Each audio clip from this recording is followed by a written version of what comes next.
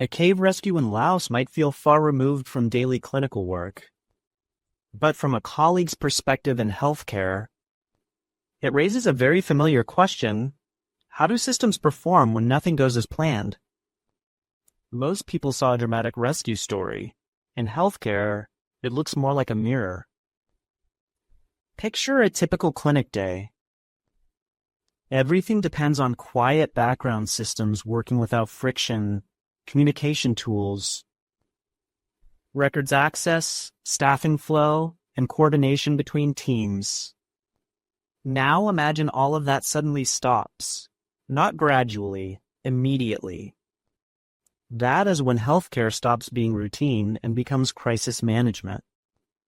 What stood out in the Laos cave rescue was not only the danger, but how heavily success depended on coordination across multiple teams working in unstable conditions. No single person controlled every variable.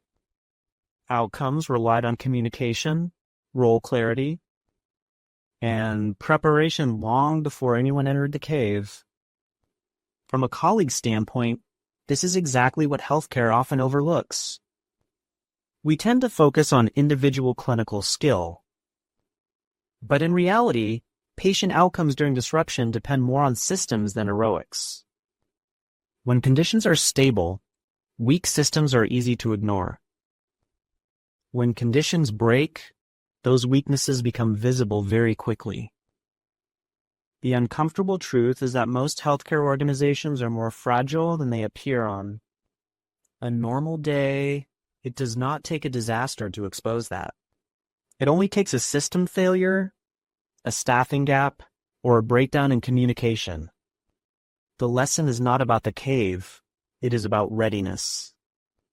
If anything in this resonates with your experience, I would be interested to hear what part of your system you think would struggle first under pressure.